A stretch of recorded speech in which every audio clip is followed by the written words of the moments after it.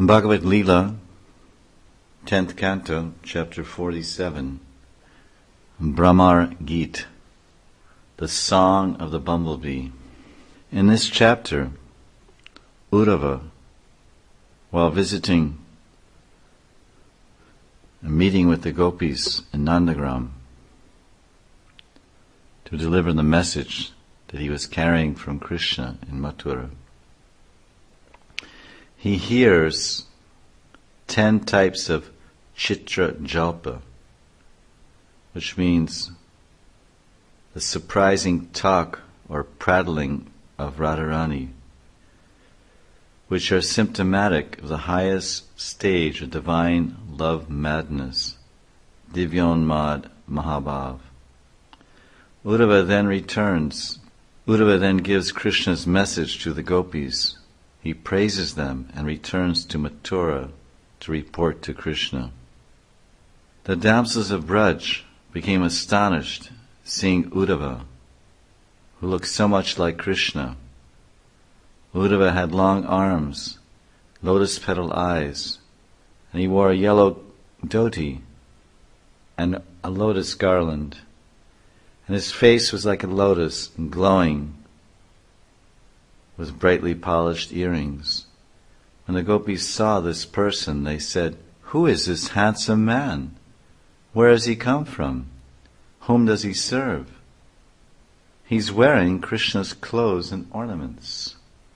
Seeing Uddhava, the gopis became excited over the possibility of obtaining news about Krishna. The gopis bowed their heads out of humility. Being naturally bashful, they covered their heads with their chunaris, veils. Bashfulness appears automatically upon meeting a respectable person.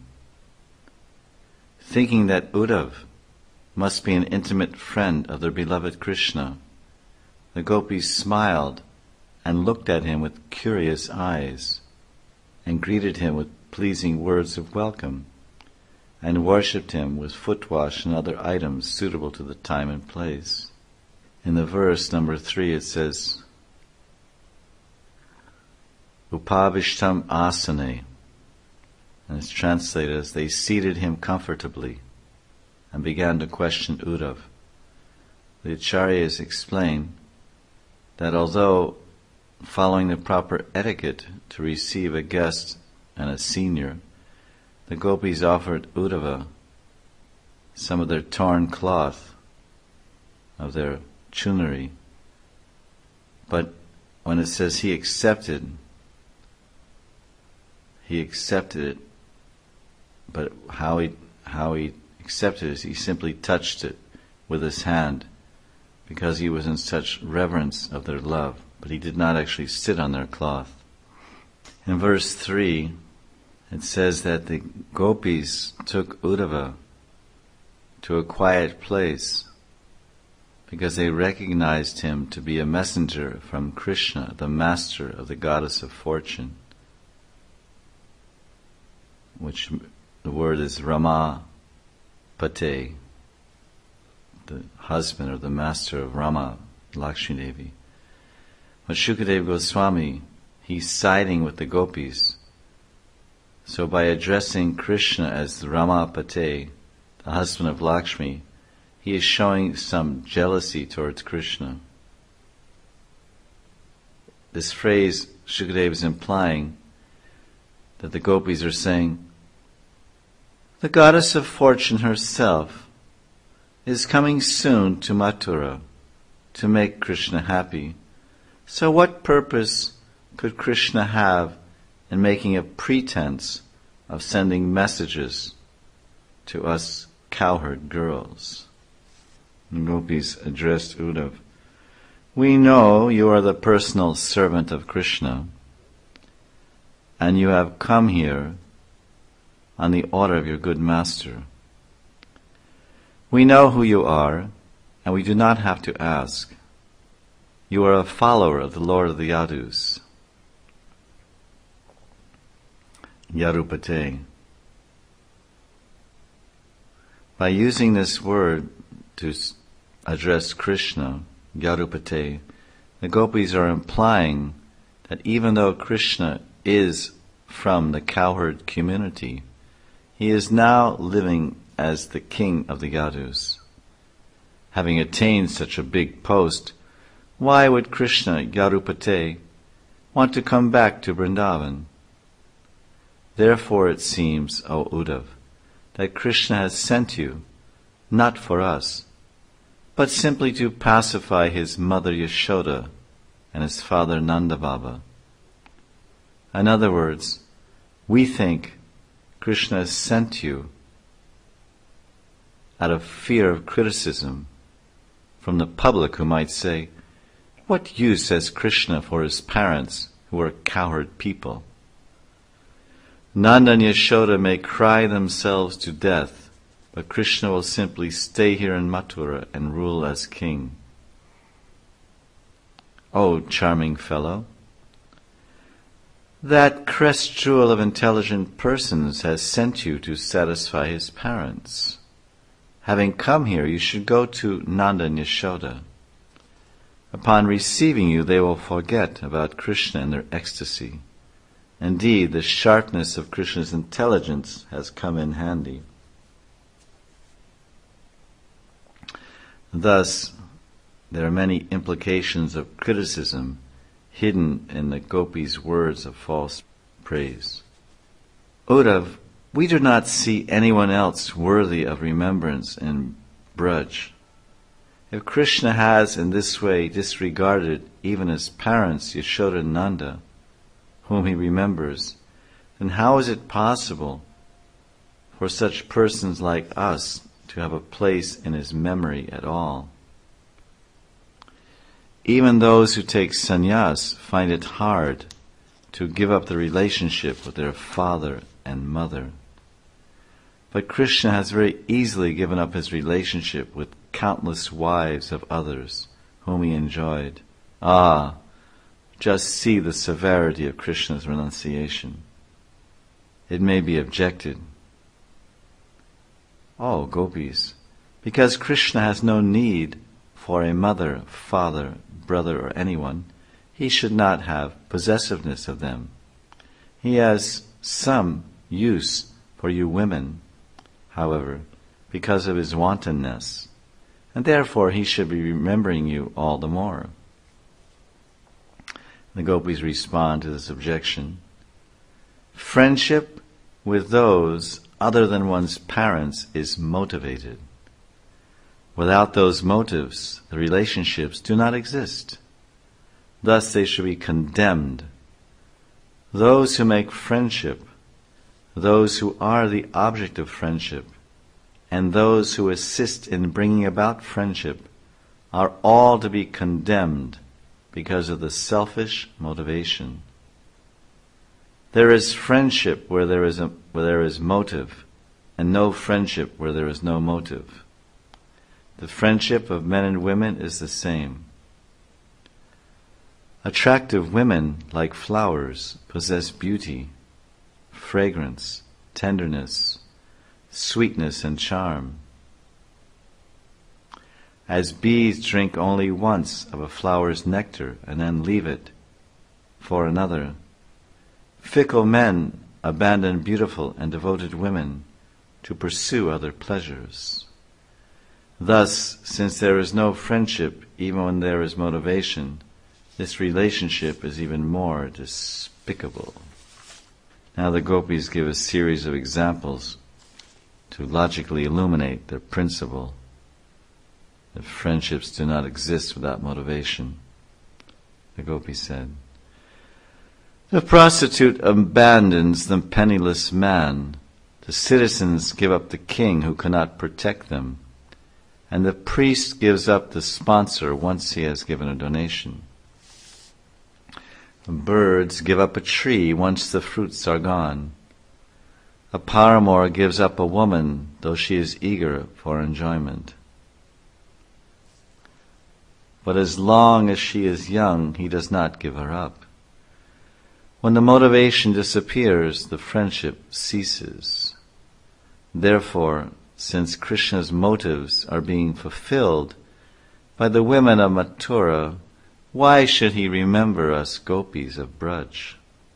By this, the gopis are hinting that Krishna does not have any love for them.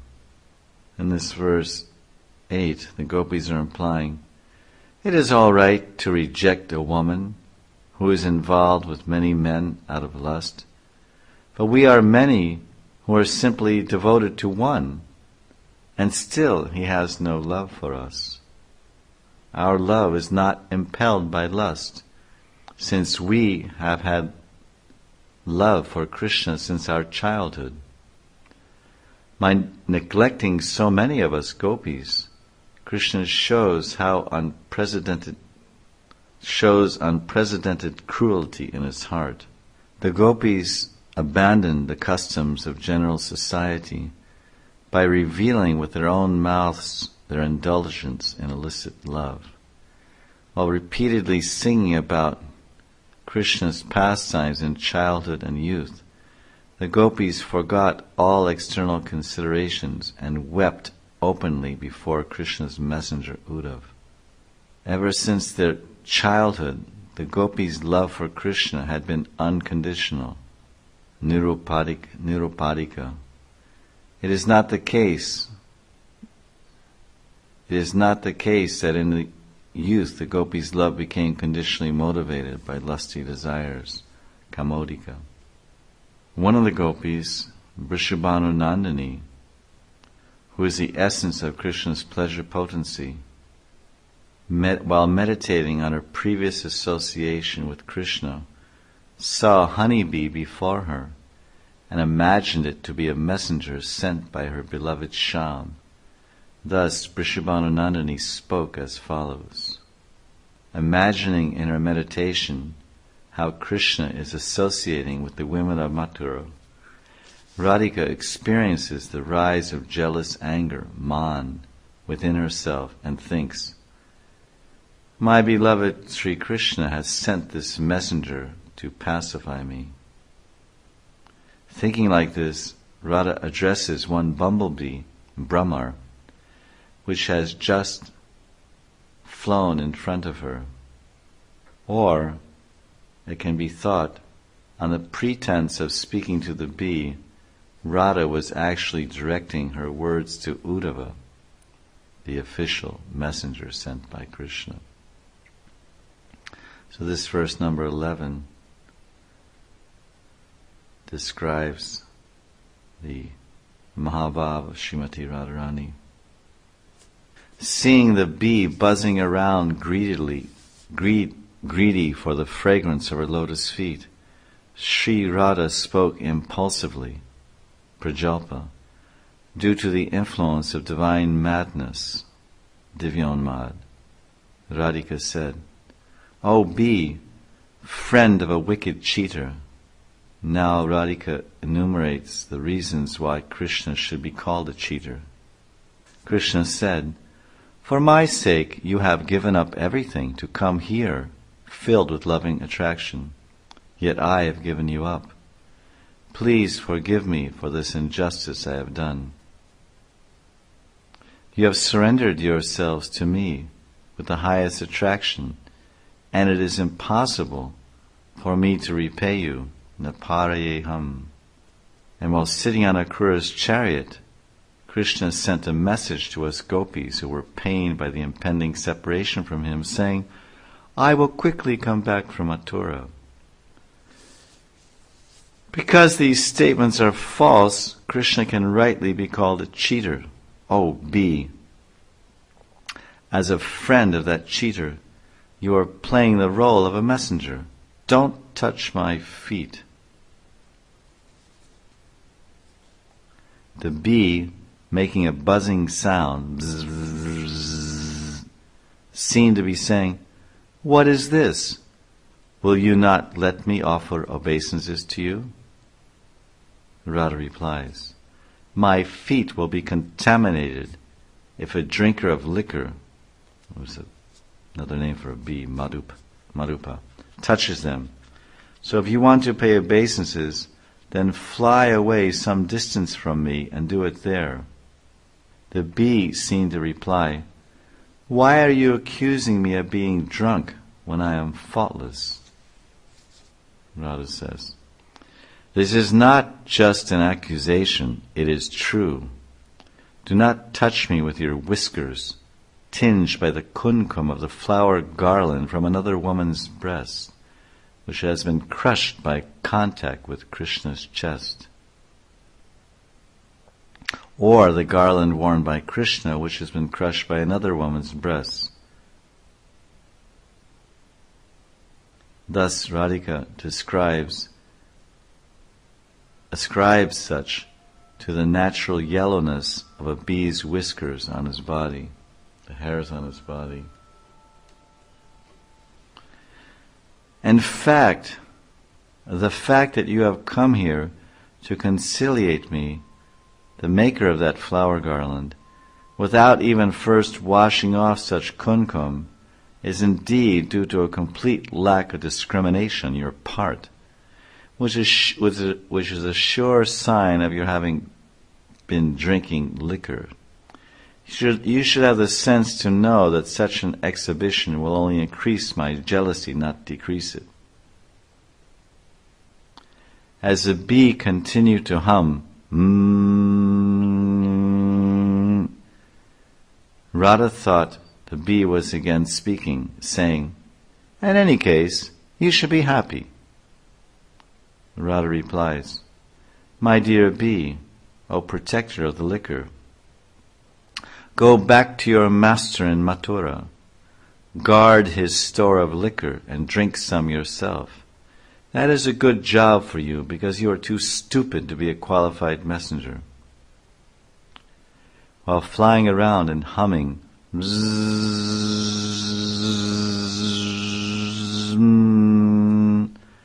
the bee seemed to be saying, "I see, you are finding many faults. Why should I listen to all this? Now I am going to Mathura. Let Krishna come himself and make you happy." Radha: "Krishna has now become the master of all the madhus, Madhupati, in general, although by his birth from Brajeshwari's womb in Vrindavan, Gokul, Krishna belongs to the coward caste. By some good fortune he has become a Kshatriya. Therefore let him always satisfy those Kshatriya women in Mathura. What use does Krishna have for us low-class cowherd women? But when Krishna enjoys one of them, another Mathura Ramani might become jealous. And when he satisfies that second one, yet another will become jealous. Thus, Krishna will have to continuously satisfy them one after the other. As a result, Krishna will not have any free time to come to Vrindavan to see us." The bee seemed to reply, "Bzzz. You are the ocean of good fortune for Krishna. You should not speak like this. If his mind is not fixed on you, why has he sent me here as his messenger?" Radha: "You are the carrier of the marks of Krishna's love affairs with the Kshatriya women. Indeed, this will be the cause of Krishna's being ridiculed in the assembly of the Yadus. When the news of Krishna's transgressions with the Yadu women becomes known, their husbands will scorn Krishna, or else there will be ridicule against that assembly of Yadus who are related to Krishna, who has a messenger like you. In other words, the Yadus will be condemned by Kshatriyas from different countries because their women were enjoyed by a coward man. He who has a messenger like you is also Madhupati, the master of intoxicating liquors. Thus Krishna must be a drunkard also, since it is in the stupor of intoxication that he would have made a bumblebee like you, his messenger. So Radharani is experiencing different sanchari bhavs, such as asuya, indignation, and she's also expressing her jealousy of a rival lover, and her mada, her pride by saying, "Don't touch my feet." So Radha's uttering these harsh words to decry Krishna's tactless treatment of her. And this verse and the following 9 verses, 13 through 22, exemplify 10 varieties of mad emotional talks known as chitra jalpa, spoken impulsively by a lover. This verse illustrates the qualities of prajalpa, where Radharani is saying, Radhika said, "O honeybee, O friend of a cheater, don't touch my feet with your whiskers, smeared with a kumkum that rubbed onto Krishna's garland when it was crushed by the breasts of a rival lover. Let Krishna satisfy the women of Mathura. One who sends a messenger like you will certainly be ridiculed in the Yadu's assembly." So this illustrates prajalpa, which is speech that denigrates the tactlessness of one's lover with expressions of disrespect. It is spoken in a mood of envy, jealousy, and pride. Text 13. Radhika said, "After making us drink the enchanting nectar of his lips only once, Krishna suddenly abandoned us, just as you, my dear bee, might quickly abandon some flowers. How is it then that the goddess Padma, or Lakshmi Devi, willingly serves his lotus feet? Alas! The answer must certainly be that her mind has been stolen away by Krishna's deceitful words." The bee seemed to say, "Zzz, this yellow color of my whiskers is only natural because I am a bee. It is not kumkum from Krishna's association with another woman. Therefore, what offense has Krishna committed? He thinks only of you, Radhika, and never looks at any of the women in Mathura, even while dreaming. Why have you become so angry?" Radha replies, "After making us drink the nectar of his lips just once, Krishna has given us up. That is his offense." Vishwanath, though Krishna had actually kissed the gopis many times, by saying that Krishna kissed them only once, Radha expresses her extreme loving thirst out of attachment to Krishna. Radhika continues, "Because Krishna's lips are full of nectar, in spite of our suffering, we have not died." Krishna previously considered, thinking, if all the gopis die of such torment, then who will be left that I can torture? So to prevent them from dying, I will make them drink the nectar of my lips. Radha continues, "Then, after giving us just a taste of that nectar, Krishna immediately abandoned us. You should consider that if Krishna really wanted to give us happiness, he would have forcibly made us drink the nectar repeatedly." Zzz. The buzzing bee said, "But if this is the case, then why do you chaste ladies still desire him?" Radha answered, "That nectar of Krishna's lips destroyed our intelligence. By tasting that nectar, our hopes in this and the next life have been all destroyed. Krishna does not consider the saying that one should never cut down a tree one has himself planted, even if it is poisonous. What Krishna likes and dislikes is astonishing. Just as Vishnu made the demigods drink the nectar churned from the ocean of milk, Krishna made us drink the nectar of his lips. Yet he also abandoned us, just as a bee abandons jasmine flowers. Zzz, the bee said. But when Krishna abandoned you, was it your fault or his? Radhika. Just as you abandoned flowers, so Krishna abandoned us. Just consider whose fault it is when a bee abandons some jasmine flowers. We are famous in Braj as being like jasmine flowers in fragrance, softness, attractiveness, and purity, due to our spotlessly clean minds, Sumanasa. Whereas Krishna is famous for being a fickle bee, desiring only his own pleasure. This is not just a poetic metaphor. It is Krishna's fault of fickleness that makes him abandon a multitude of jasmines and become attracted to inferior flowers, only again to detach himself later from them. Why should we not become angry with Krishna out of jealousy, just as we would with the bee?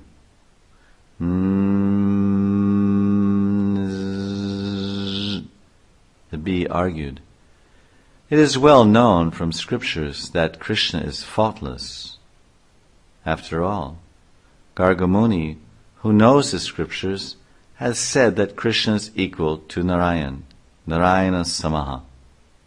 Radhika.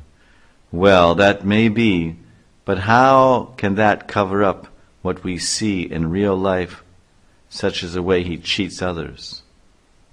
Pondering this, Radha found a reason why Lakshmi Devi serves Krishna's feet. And she said, Lakshmi Devi serves Krishna's feet because her mind is taken away by any and all glorification of him, submitted by ordinary garrulous flatterers.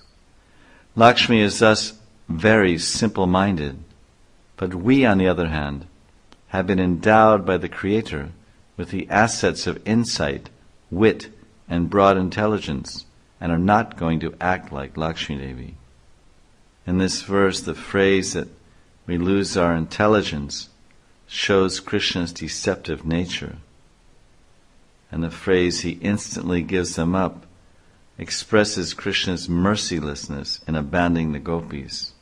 And the allusion to Lakshmi being simple-minded reveals Radha's cleverness. All these words indicate Krishna's ungrateful nature and complete lack of love for them.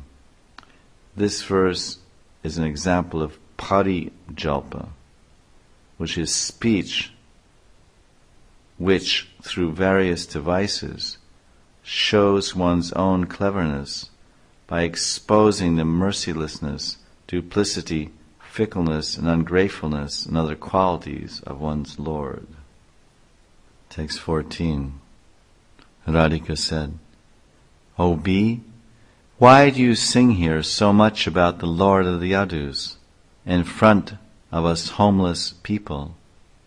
These topics are old news to us. Better you sing about that friend of Arjuna in front of his new girlfriends, the burning desire in whose breasts he is now relieved. Those ladies will surely give you the charity you are begging. Vishwanath. Seeing the bee constantly buzzing due to his nature,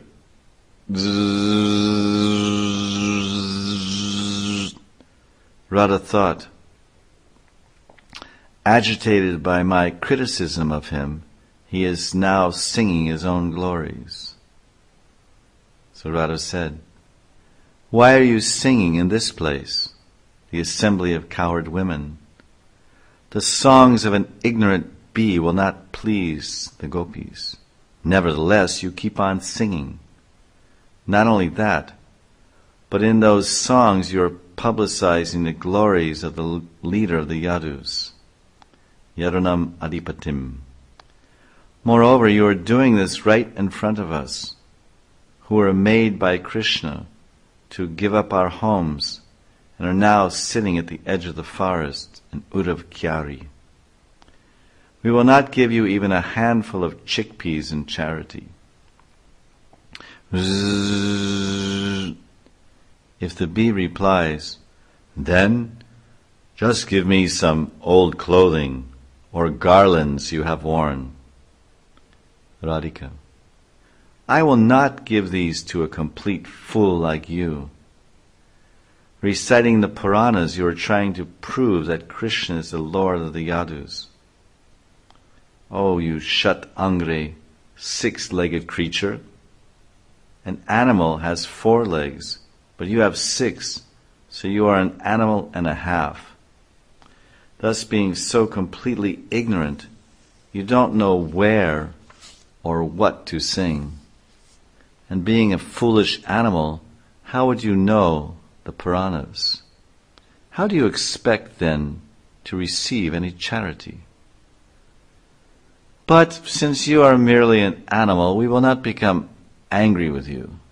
Rather, we will advise you where you should sing in order to support yourself. You should sing in front of the girlfriends of that friend of yours who is preeminently victorious, or defeated by them in the battle of love. You should sing all about those victories and defeats in love. Vijay Saka. Vishwanath explains that the word in verse 14, Vijay Saka, can mean the friend of Arjuna, who has a second name of Vijay, the victor. Previously in Braj, Krishna was known as the friend of Subal. But after Krishna left Braj, he became known as the friend of Arjuna.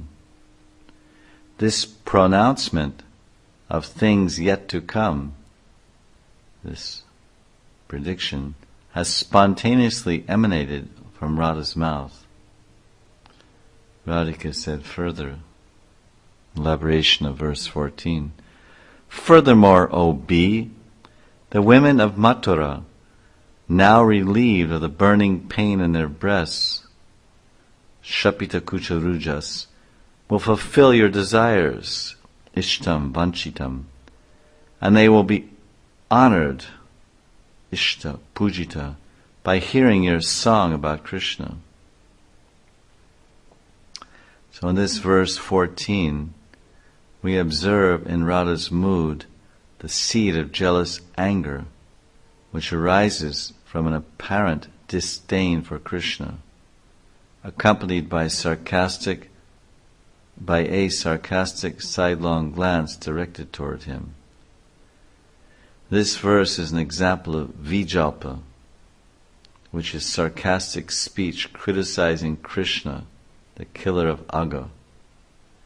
Such sarcastic speech openly expresses jealousy, while at the same time concealing the angry pride in one's heart.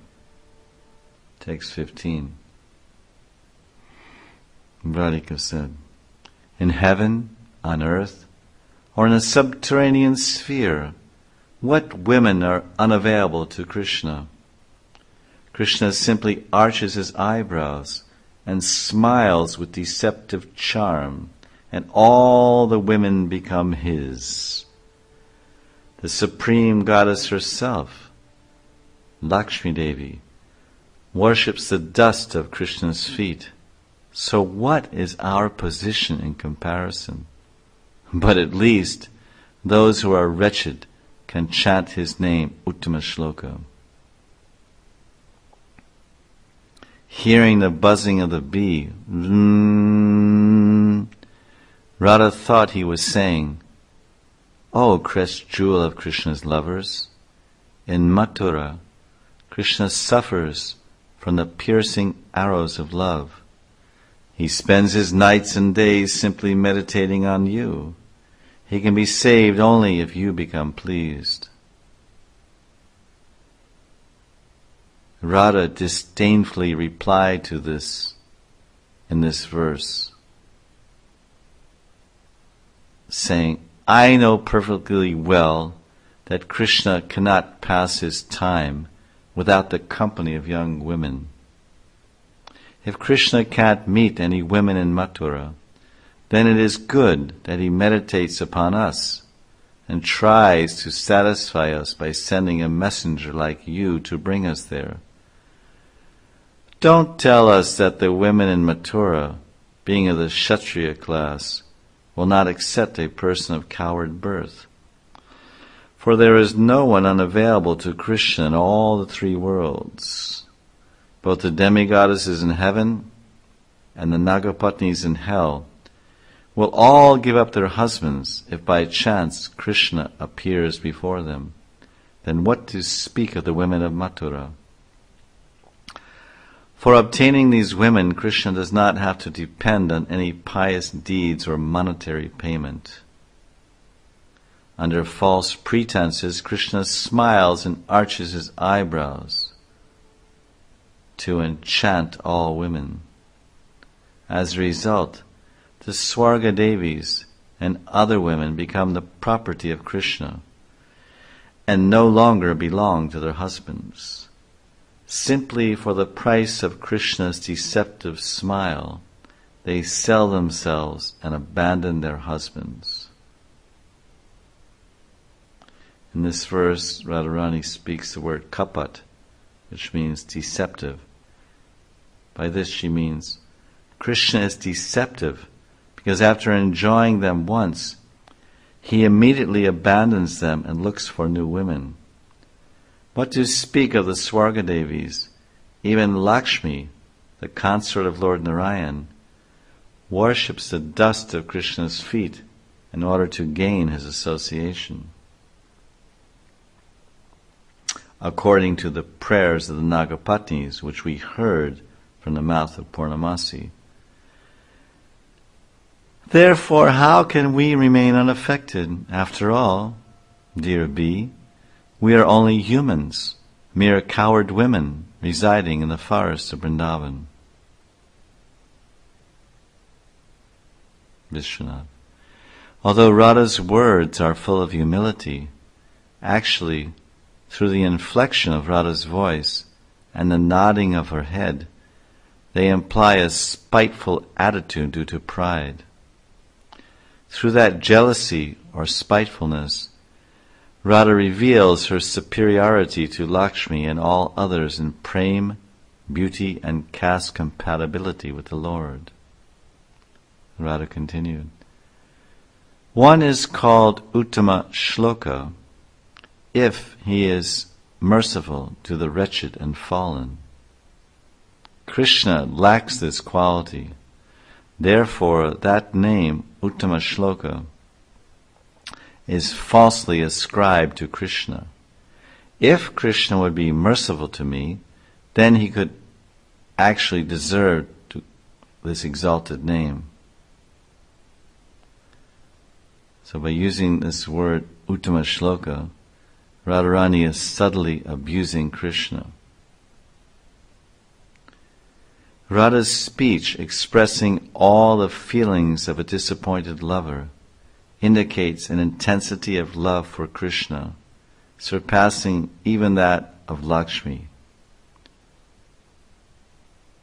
In the first half of verse 15, Radha accuses Krishna of being a cheater by citing his attraction to all women. The third line, Radha's spite or jealousy, irsha, born out of pride, is indicated.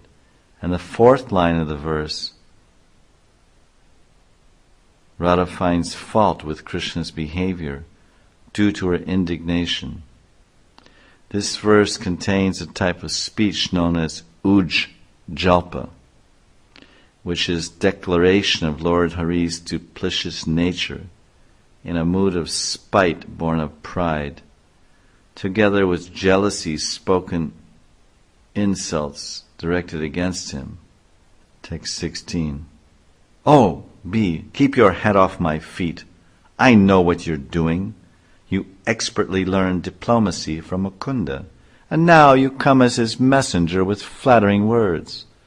But he abandoned those who for his sake alone gave up their children, husbands, and all other relations. Krishna is simply ungrateful. Why should I make up with him now?" Vishnu. While the bee was flying around, by chance it landed on Radha's foot out of greed for her fragrance. By continually buzzing, it seemed to say, "O lady, worshipable by millions of Lakshmis, truly Krishna has offended you, but I say that you should forgive him." Thinking that the bee was offering his respects to her, Radha said, "Why are you touching my foot to your head? Please go away. Let go of my foot, which you are holding on your head. In other words, get out of here.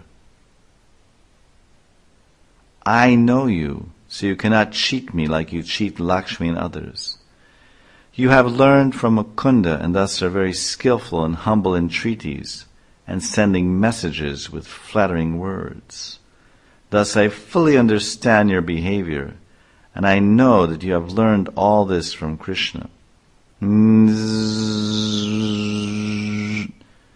But mistress, what is the use of quarreling with Krishna, who is millions of times dearer to you than your own life? Rather you should make peace with him through me. Radha, for Krishna's sake we gave up our children. We gave up children, husbands, mothers and fathers, yet he gave us up and left. The gopis, who were prevented from going to the rasa dance, gave up their children and went to meet him. We gave up our husbands, and the unmarried girls gave up their parents. So in spite of all this, what was Krishna's response? Being ungrateful, he just abandoned us. Should one make peace with such a hard-hearted personality? No, never. Vishnu. The first half of verse 16, Radha shows a gesture of sarcastic criticism. In the second half, Radha shows Krishna's ungratefulness and other qualities like treachery, mercilessness, and lack of love. This verse illustrates the qualities of sanjalpa, which is speech which decries with deep irony and insulting gestures the beloved's ungratefulness, hard-heartedness, inimical attitude, and a complete lack of love. Text 17. Radhika said, like a hunter, Krishna cruelly shot the king of the monkeys with arrows. Because Krishna was conquered by a woman, he disfigured another woman who came to him with lusty desires. And even after consuming the gifts of Bali Maharaj, Krishna bound him up with ropes as if he were a crow. So let us give up all friendship with that dark-complexioned boy, even if we can't give up talking about him. Bzzz. The bee seemed to say, O Radha, as far as I can see in Mathura, soft-hearted Krishna is simply meditating upon you. Radha replies, you are simply an inexperienced servant. Because you are new to Mathura, you do not know the facts about Krishna. Not only is Krishna cruel in this lifetime, but even in many previous lives, Krishna has been cruel. We have heard from Purnamasi. When Krishna appeared as a Kshatriya in the form of Ram, he transgressed Kshatriya Dharma and mercilessly killed Bali, the king of the monkeys, by hiding behind a tree, just like a hunter kills a deer. In this story, there is even more impiety because Krishna did not even adhere to the dharma of a hunter. The hunter never kills monkeys because their flesh is inedible and no one will buy it. Now listen to another instance of Krishna's irreligiosity. Overcome with lust, a woman named Shupurnaka once desired Ram, but Ram disfigured her by cutting off her nose and ears so that no one else would want to enjoy with her. This was simply because of Krishna's cruel nature. Ram did not perform this cruel act because he was upholding a vow of celibacy while wearing matted locks and the dress of a renunciate. Because at that time Ram was living with Sita, being conquered by her love.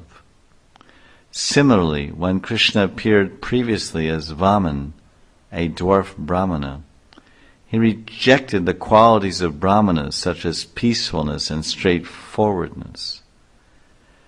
After enjoying the offerings made by the pious King Bali, Vaman cast Bali down from his lordship of the three worlds into a hole below the earth. Krishna deceitfully tied up Bali like a crow.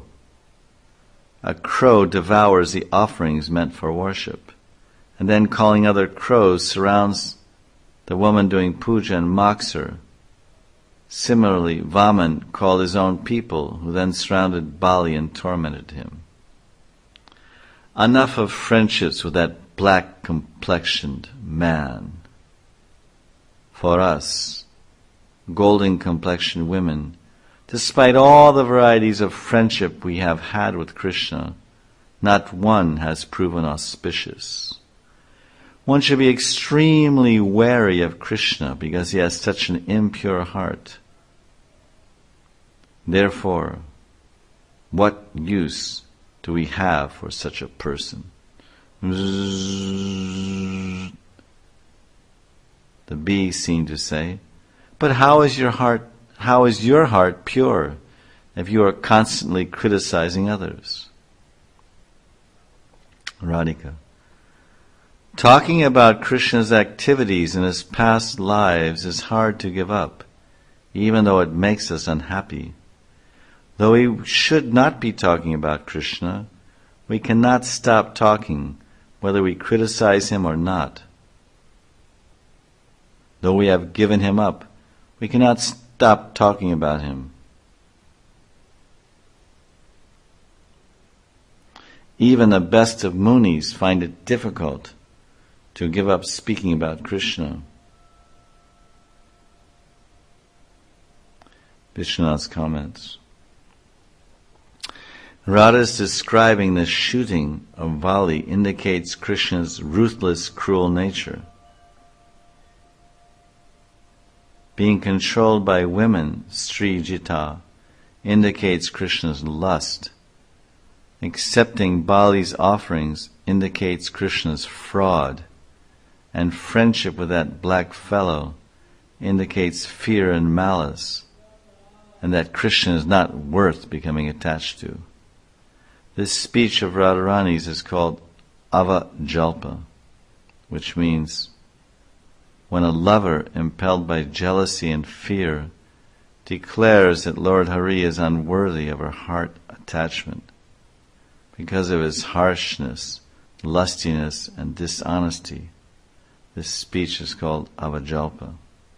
This ends part 1 of chapter 47, Bhramar Gita, the Song of the Bee, covering verses 1 through 17.